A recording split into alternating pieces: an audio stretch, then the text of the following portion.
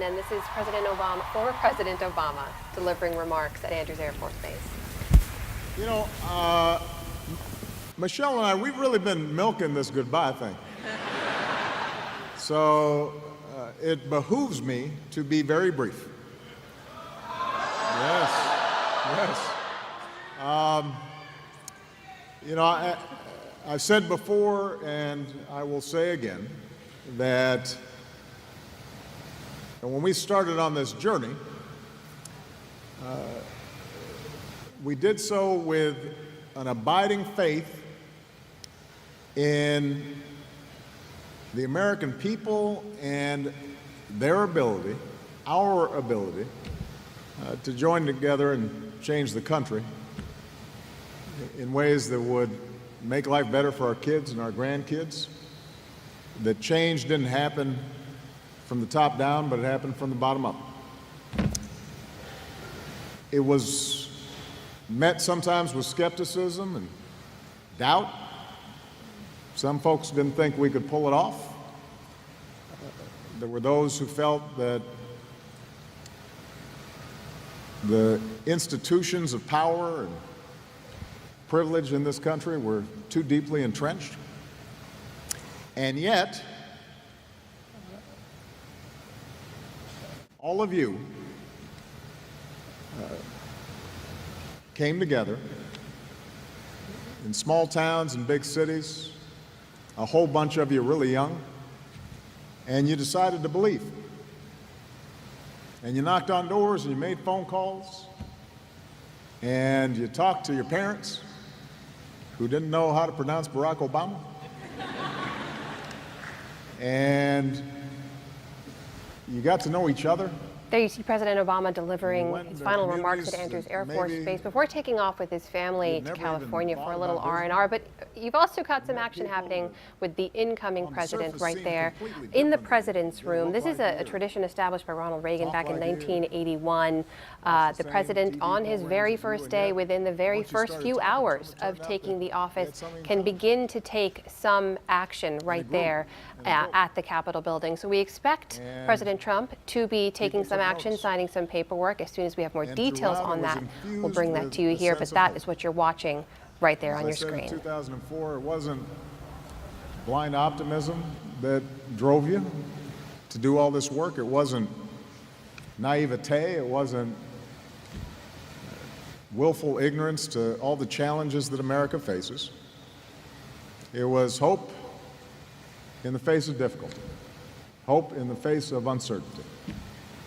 You proved the power of hope. And throughout this process, Michelle and I, we've just been your front men and women. We have been the face, sometimes the voice, out front on the TV screen or in front of the microphone, but this has never been about us. It has always been about you. And all the amazing things that happened over these last 10 years are really just a testament to you. In the same way that when we talk about our amazing military and our men and women in uniform, the military is not a thing. It's a group of committed patriots willing to sacrifice everything on our behalf. It works only because of the people in it. As cool as the hardware is, and we got cool hardware, as cool as the machines and weapons and satellites are, ultimately it comes down to remarkable people. Some of them a lot closer to Malia's age than mine or Michelle's. Well, the same thing's true for our democracy. Our democracy is not the buildings. It's not the monuments. It's you being willing to work to make things better and being willing to listen to each other and argue with each other and come together and knock on doors and make phone calls. and treat people with respect. And that doesn't end. This is just a little pit stop.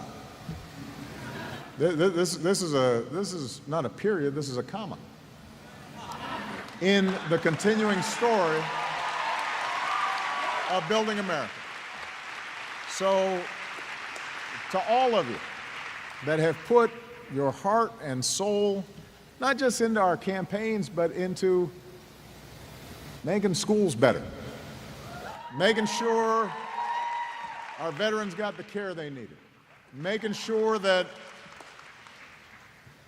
we left behind a planet that is safe and secure for our kids, making sure that hardworking people had a ladder of opportunity and could support families. For all of you who have just done amazing, remarkable work, most of it unheralded, most of it without fanfare, most of it without you getting any word of thanks, we could not be prouder of you. I could not be prouder of you. This has been the privilege of my life, and I know I speak for Michelle as well. And we look forward to continuing this journey with all of you. And I can't wait to see what you do next. And I promise you I'll be right there with you. All right? God bless you. Thank you, everybody. Yes, we did. Yes, we can. God bless America.